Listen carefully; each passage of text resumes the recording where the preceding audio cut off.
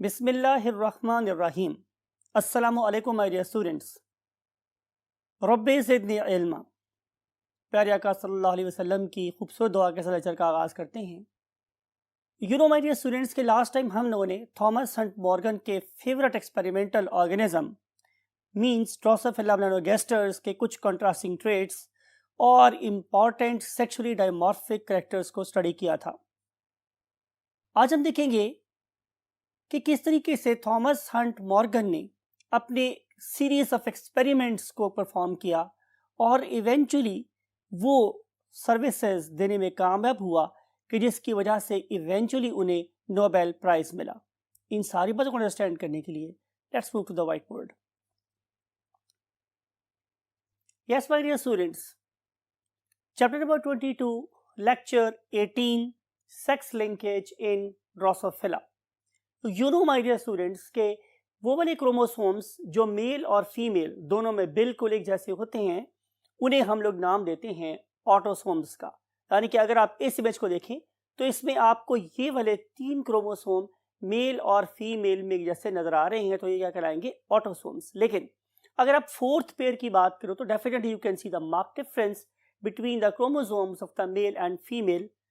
Perhaps they are there to differentiate their gender or sexes, therefore they are called as the sex chromosomes, right? तो बहुत से jeans, बहुत से characters, बहुत से ट्रेट्स जो एक्स क्रोमोसोम के ऊपर लोकेट करते हैं उन्हें हम लोग बोलते हैं एक्स लिंक्ड ट्रेट्स, और जो वाई क्रोमोसोम पे लोकेट करते हैं उन्हें हम बोलते हैं वाई लिंक्ड ट्रेट्स। तो थॉमस एंड मॉर्गन ने कैसे कंक्लूड किया कि ये वाला ट्रेट जैसे आज हम पढ़ने जा रहे हैं ये बेसिकली एक्स क्रोमोसोम पे लोकेट करता है और उसका वाई क्रोमोसोम के साथ कोई भी लेना देना नहीं है, राइट? तो क्या हुआ माय डियर स्टूडेंट्स के 1910 की बात थी। Thomas Hunt Morgan was performing experiment, he was growing, he was culturing and he was rearing, you can say, this particular fly that is called as Drosophila melanogaster। उसने ये देखा my dear students कि वो जब भी एक red eye mail को red आई female से क्रॉस कराता है तो हमेशा एक रेड आई ऑफस्प्रिंग ही प्रोड्यूस होता है। ये वाला सिलसिला चलता रहा। याद रखने की बात यह है कि वो जॉन ग्रेगर मेंडल की तरह से ट्रू ब्रीड ऑर्गेनिज्म गेन करना चाहता था। तो चूंकि वो बार बार इन्हीं को क्रॉस करवा रहा था तो उसने ये कहा कि ये वाले ऑर्गेनिज्म अब ट्रू ब्रीड हो गए हैं, ये हमेशा अपने ही जैसे जानदार पैदा कर रहे हैं। लेकिन उसका एक कोवर्कर था, his name was Calvin Bridges. He suddenly found an organism who had got white eye and he was basically a male. It was a very big breakthrough in you can say field of genetics or for Thomas and Morgan to carry out series of experiments in future। तो ये white आई mail का मिलना ये बहुत ज़्यादा एक significant खोज थी या अपेयरेंस थी फॉर दीज एक्सपेरिमेंट्स। उसने क्या किया माय डियर स्टूडेंट्स, उसने एक रेड आई फीमेल को, जाहिर है उसके पास वाइट आई फीमेल तो थी नहीं, तो उसने रेड आई फीमेल को वाइट आई मेल से क्रॉस कराया। तो व्हाट वाज हिज फाइंडिंग कि ऑल ऑफस्प्रिंग्स, चाहे वो मेरे पास 100 थे या 10 थे या 50 थे, whatever the case may be, all of them were red eyed organism. What was his conclusion? Common sense, बहुत दफा आपने पढ़ रखा है कि अगर एक कैरेक्टर दूसरे कैरेक्टर को छुपा दे, उसे मास्क कर दे, तो फिर जाहिर है ये वाला कैरेक्टर डोमिनेंट होगा और ये वाला रिसेसिव होगा। तो it was his conclusion that red I colour is dominant over white I colour, right? देखते हैं कि अगर हम इस पर्टिकुलर चीज को एक क्रॉस की मदद से शो करना चाहें तो वो क्या होगा। इसके लिए we have to go to the next part of the board. Look at this my dear students. हम लोगों ने क्या किया है कि आपको याद होगा कि हमने ली थी एक रेड आई फीमेल। अगर एक रेड आई फीमेल है तो जाहिर है उसके पास दोनों क्रोमोसोम कैसे होंगे? एक्स और x, because female is x x and male is always X and Y, right? अब ये जो मेरे पास फीमेल है she is basically red eyed और चूंकि ये हमेशा प्रेजेंस ऑर्गेनिज्म प्रोड्यूस कर रही है तो वी कैन एक्सपेक्ट कि ये होमोजाइगस होगी। Homozygous W plus. आप लोगों ने ये बात अभी से अपने माइंड में बिठा लेनी है कि हम लोग क्या करेंगे कि हम एक एबनॉर्मल जीन को सोचेंगे। For example white I. White I is abnormal gene. उसको मैंने लिखा कैसे है? W से। W is reflecting abnormal or mutant gene that is basically white. लेकिन अगर मैं इस पर्टिकुलर वाइट आई के वाइल्ड या नॉर्मल या उस पर्टिकुलर पॉपुलेशन में पाए जाने वाले अक्सर आई कलर को देखूंगा तो वो कैसा है? W plus. वो W प्लस का मतलब ये है कि ये वाइल्ड है। जब भी मैं किसी एबनॉर्मल जीन के ऊपर प्लस का साइन लगाता हूं, जब भी मैं किसी एबनॉर्मल जीन के ऊपर ये वाला प्लस का साइन लगाता हूं, ये वाला प्लस का साइन लगाता हूं, तो इसका मतलब ये है कि ये पॉपुलेशन में ज्यादा अपीयर हो रहा है और ये एक वाइल्ड जीन है। So this wild red I female was crossed with white eyed male. We know कि female is homozygous, so it will produce only one type of the X, that is XW plus type of X. While this particular male, it has got an X chromosome and a Y chromosome. तो ज़ाहिर जब meiosis होगी और इसमें spermatogenesis process से दो sperm बनेंगे तो एक स्पर्म में क्या आ जाएगा? सिंपल XW, और दूसरे स्पर्म में आ जाएगा ये वाला Y chromosome. When these particular gametes they will undergo the process of fertilization, तो what is the probability? Probability ये है कि 50% चांस ये है कि ये वाला स्पर्म इसको फर्टिलाइज करेगा और 50% चांस ये कि ये वाला स्पर्म इसको फर्टिलाइज करेगा। राइट, अगर ये वाला स्पर्म इसको फर्टिलाइज करता है तो what will be the genetic makeup of the F1 generation? तो जाहिर है क्या होगा? इधर से आएगा XW प्लस और यहां से आएगा सिंपल W। चूंकि वो पहले कंक्लूड कर चुका है कि red eye is dominant over white eye, तो जाहिर है ये सारी की सारी फीमेल रेड आई वाली होंगी। कैसे होंगी my dear students? Red eyed female होंगी। It is important. लेकिन क्या ये दोनों एक क्रोमोसोम पे रेड आई का जीन है? तो आंसर इज नो। हाफ के ऊपर रेड आई का जीन है और हाफ के ऊपर व्हाइट आई का जीन है, बिकॉज अपने फादर से व्हाइट आई का जीन मिला हुआ था। तो ये सारी की सारी 50% जो फीमेल्स हैं दे विल बी हेटेरोजाइगस, और यू कैन सिंपली से they will be the hybrid of the two. On the other hand, अगर ये वाई क्रोमोसोम वाला स्पर्म इस सेल को फर्टिलाइज करेगा तो जाहिर है मदर क्या दे रही है? W प्लस, और फादर से क्या ऑप्टेन हो रहा है? Y chromosome. तो all sons, all male progenies और offsprings they will contain W plus, that is for red eye. ये W प्लस इसको रिप्रेजेंट कर रहा है रेड आई को। तो जैसी आंखें मां की होंगी वैसी ही आंखें आगे सन की होंगी। राइट, सो ये रेड आई मेल प्रोड्यूस हुआ। रिमेंबर कि इस वाले केस में 50% ऑफस्प्रिंग जो फीमेल है वो भी रेड आई वाली हैं और जो 50% हमारे मेल ऑफस्प्रिंग है वो भी रेड आई वाले हैं। यहाँ पे कोई वाइट आई ऑर्गेनिज्म प्रोड्यूस नहीं हुआ, जिसकी वजह से उसने कंक्लूड किया था कि red eye is dominant over the white eyes. ये बन गई मेरे पास क्या? F1 generation. जब उसने इन तमाम F1 ऑर्गेनिज्म को काउंट किया तो दे वर 1237 organisms and all of them were red-eyed organisms. What he did next? To understand this thing, we have to go to the next part of the board. Yes, my dear students. अब उसने क्या किया कि उसने F1 में obtain होने वाले organisms का आपस में क्रॉस कराया।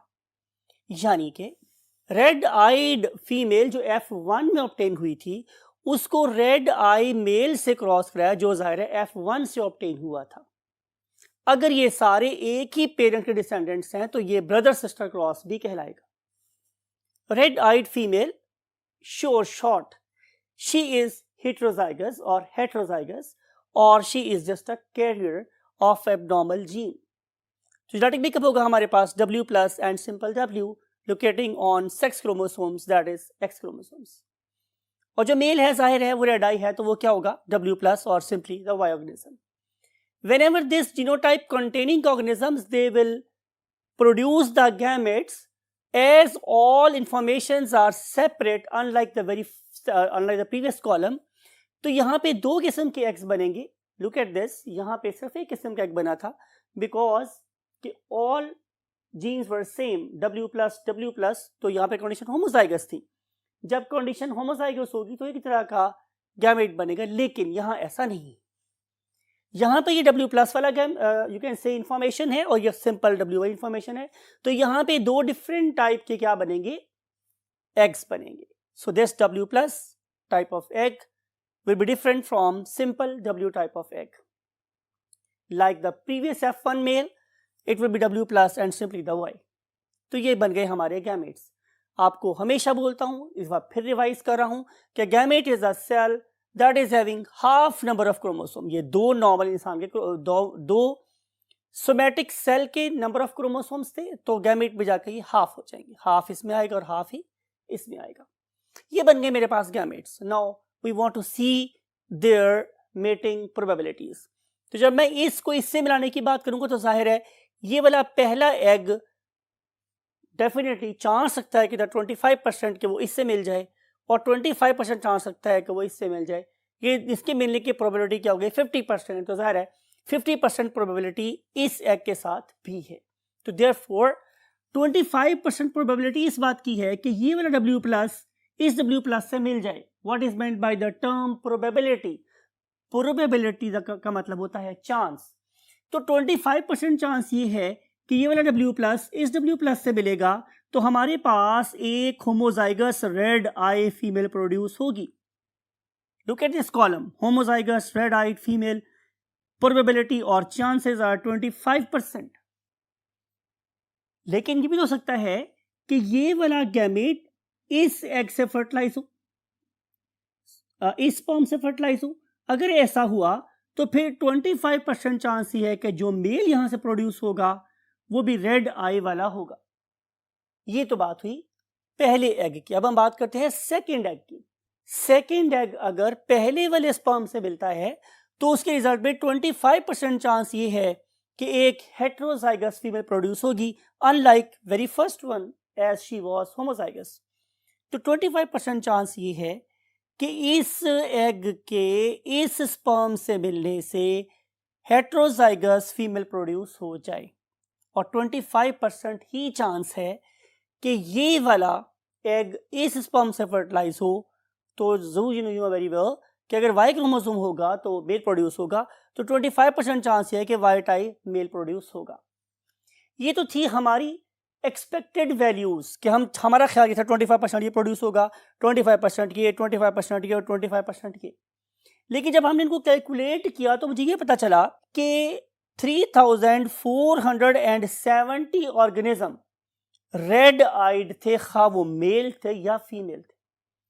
You can see, you can look कि ये जो है ये भी रेड है, ये वाला मेल ये भी रेड है और ये वाली फीमेल ये भी रेड. तो तीनों पहली टाइप से ऑर्गेनिज्म कैसे हैं, रेड आई वाले. उनका नंबर कितना है, 3470. राइट. लेकिन अगर मैं यहां पे फिर होने वाले वाइट आई मेल की बात करूं तो वो जस्ट कितने हैं, 782. सवाल ये है कि चूंकि वो मेंडल की जाहिर है पीछे सारी ट्रेडिंग चल रही थी, तो सोचा ये गया कि क्या ये भी 3:1 को ओबे करती हैं वैल्यूज या नहीं. तो हमने क्या किया कि हमने 782 को 3 से मल्टीप्लाई करके देखा. अगर 782 का मल्टीपल ऑफ 3 इसके बराबर होता तो फिर डेफिनेटली ये मेंडेलियन जेनेटिक्स को रिप्रेजेंट कर रहा होता. लेकिन हमने क्या देखा कि 782 ऑर्गेनिज्म को जब मैं 3 से मल्टीप्लाई करता हूं तो इस रेशो से बहुत ज़्यादा कम वैल्यू आती है. आनी चाहिए थी 3470 और आई कितनी, 2346. इसका मतलब ये था कि ये सिंपल मेंडल के ऑटोसोमल ट्रेट इनहेरिटेंस से ही ना गए. ये डेफिनेटली इसका ताल्लुक ऑटोसोम के साथ नहीं है. फिर दूसरी बात ये थी जो बड़ी हैरान कुन थी कि इतने ज़्यादा ऑर्गेनिज्म मेरे पास प्रोड्यूस हो गए हैं, लेकिन स्टिल यहाँ पे मेरे पास अब कोई वाइट आई फीमेल प्रोड्यूस नहीं हो रही. तो सोचने वाली बात थी ये थी कि क्या कहीं ऐसा तो नहीं है कि जो वाइट आई फीमेल यहाँ प्रोड्यूस हो रही है वो वायबल ही नहीं है। मुमकिन है कि वो जाइगोट उसका बनता हो और उससे आगे डेवलपमेंट के दौरान में कोई ऐसी चेंज आती हो, लीथल चेंज, कि जिसकी वजह से वो वाली फीमेल मर जाती हो। अगर ऐसा नहीं है तो फिर शायद ये वाला करेक्टर ऑटोसोम पे एग्जिस्ट नहीं कर रहा, बल्कि वो तो एक्स क्रोमोसोम के ऊपर लिंक कर रहा है। अगर वो एक्स क्रोमोसोम पे लिंक कर रहा है तो फिर ये चांस हो सकता है कि वो वाला करेक्टर फीमेल में कम अपीयर हो और मेल में ज्यादा अपीयर हो, राइट। तो इन सारी बातों को ज़हन में रखते हुए थॉमस एंड मॉर्गन ने क्या किया कि उसने एक एक्सपेरिमेंट डिजाइन किया, that is called as a test cross. अब टेस्ट क्रॉस होता क्या है माय डियर स्टूडेंट्स? किसी हेट्रोजाइगस ऑर्गेनिज्म की या होमोजाइगस ऑर्गेनिज्म की हेट्रोजाइगोसिटी या होमोजाइगोसिटी को चेक करने के लिए जब मैं उसको क्रॉस कराता हूं एक होमोजाइगस ऑर्गेनिज्म के साथ, तो उसके रिजल्ट मुझे बताते हैं कि ऑर्गेनिज्म होमोजाइगस था या हेट्रोजाइगस था। This is basically test cross. आइए देखते हैं कि थॉमस एंड मॉर्गन ने टेस्ट क्रॉस के जरिए से क्या फर्दर फाइंड किया। इसके लिए we have to go to the last column of the board. Look at this my dear students, head मिल गया है हम लोगों ने टेस्ट क्रॉस, और टेस्ट क्रॉस में हमने लिया रेड आई फीमेल और उसे हम लोग व्हाइट आई मेल से क्रॉस करा रहे हैं। लुक एट दिस, ये जो मेरे पास व्हाइट आई मेल था ये P1 था, और ये क्या है, ये F1 की ऑर्गेनिज्म है। तो जाहिर है अगर ये P1 एक फादर है तो ये उसकी क्या कहलाएगी, डॉटर। तो जब हम लोगों ने इस P1 को F1 से क्रॉस कराया तो फिर मेरे पास क्या रिजल्ट आया। सबसे पहली बात यह है कि जो F1 से डॉटर ऑब्टेन हुई थी शी वॉज बेसिकली हेट्रोजाइगस, और जो व्हाइट आई P1 था इट वॉज हेमीजाइगस। अगर आप प्रीवियस बोर्ड को देखें तो हम लोगों ने यहाँ पे एक वाई को एम्प्टी छोड़ा हुआ है कि no white eye female, because कि वाई क्रोमोसोम तो यहाँ पे कोई जीन रखता ही नहीं है, और इसीलिए हम लोग इसे क्या बोलते हैं, hemizygous. If you want to write over here कि male is basically hemizygous, hemizygous, right? So this particular P1 white eye male was basically hemizygous because it has got X chromosome having the gene and Y chromosome without any gene. तो जब Y chromosome के ऊपर gene है ही नहीं तो ये उसका counter gene नहीं है, बल्कि उस काउंटर जीन के लिहाज से ये एक एम्प्टी क्रोमोसोम है। तो ये ऑर्गेनिज्म जिसके पास सिर्फ जीन के पेयर की बजाय एक जीन होता है, हम उसे हेमीजाइगस ऑर्गेनिज्म का नाम देते हैं। अब हमने किया क्या, हम लोगों ने जाहिर है इसकी की मायोसिस, उसके रिजल्ट में 2 एग बने, और ये ऑर्गेनिज्म है इसकी हम करेंगे मायोसिस, तो यहाँ पे 2 टाइप के स्पर्म बनेंगे। प्रोबेबिलिटी वही है 25 25 25 25, लेकिन अपीयरेंस क्या है वो आपके रिजल्ट सामने है। 25% चांस ये था कि हेट्रोजाइगस फीमेल प्रोड्यूस होती, 25% चांस ये था कि होमोजाइगस फीमेल प्रोड्यूस होती, 25% चांस ये था कि रेड आई मेल प्रोड्यूस होते, और 25% चांस था कि वाइट आई मेल प्रोड्यूस होते, और ऐसा हुआ भी। खास तौर पे अगर आप लोग इन क्रॉसेस के रिजल्ट में ऑब्टेन होने वाले total number of organism count करें तो वो कितने थे, 435 में से 129 that is homozygous female was 129 and red eye male were 132। ये दोनों जो डोमिनेंट ऑर्गेनिज्म के नंबर आपस में बराबर है, और ये जो होमोजाइगस फीमेल है या वाइट आई मेल है इनका नंबर भी आपस में कैसा है, सेम। तो ऑलमोस्ट रेशियो 1:1:1:1:1 ही आती है, जो कि एक हेमीजाइगस टेस्ट क्रॉस का प्रोडक्ट हो सकती है। तो थॉमस एंड मॉर्गन ने इस पर्टिकुलर रेशियोज को स्टडी करने के बाद ये बताया कि definitely this particular trait is lying only and only at X chromosome and Y chromosome is empty for it। लेकिन हमारी साइंस क्या करती है, कोशिश करती है कि हम अपनी स्टडी को आगे बढ़ाएं और फर्दर आगे बढ़ाएं और रिसर्च को कंटिन्यू करें तब वक्त कि हमारे पास सॉलिड एविडेंस नहीं आ जाता। तो इस पर्पस के लिए थॉमस एंड मॉर्गन ने एक क्रॉस करवाया, that is called as a reciprocal cross. What is meant by a reciprocal cross? बड़ी सिंपल सी बात यह है कि ये मेरे पास एक रेड आई फीमेल है और ये क्या है, एक वाइट आई मेल। अगर मैं इन ट्रेड्स को उलट कर दूं, यानी कि मैं रेड आई मेल कर दूं और वाइट आई फीमेल कर दूं, तो ये क्रॉस से कहलाएगा रेसिप्रोकल क्रॉस। इस रेसिप्रोकल क्रॉस के रिजल्ट में हमारे पास अब 4 तरह की ऑफस्प्रिंग ही प्रोड्यूस हुए। रेशियो भी ऑलमोस्ट ऐसे ही थी, सिर्फ फर्क मेरे पास ये हुआ कि जहां व्हाइट आई मेल प्रोड्यूस हो रहा था वहां पे रेड आई मेल प्रोड्यूस हो गया, और जहां पे मेरे पास रेड आई मेल प्रोड्यूस होते हैं वहां पे व्हाइट आई मेल प्रोड्यूस हो गए। यानी कि क्रॉसेस का रिजल्ट बिल्कुल वैसा ही आया, लेकिन वो सिर्फ उलट रिजल्ट आया कि जहां जहां व्हाइट थे वहां रेड आ गए, जहां रेड थे वहां पे व्हाइट आ गए। तो प्रोबेबिलिटी वैसे ही अपीयरेंस की रही जैसी कि एक्स क्रोमोसोम के साथ थी और वाई में जीन्स के ना होने की वजह से थी। तो इन सारी बातों को स्टडी करने के बाद what was a conclusion of Thomas Hunt Morgan? पहली बात ये कि जो हमारा आई कलर का जीन है it is basically lying on x chromosome. Female के पास एक्स क्रोमोसोम का एक जोड़ा होता है जिसके ऊपर डोमिनेंट जीन भी एग्जिस्ट कर सकता है और रिसेसिव जीन एग्जिस्ट कर सकता है। हमेशा presence of dominant gene recessive gene को अपीयर होने से रोकती है, इसलिए फीमेल के अंदर व्हाइट आई का जीन कम अपीयर होता है, राइट।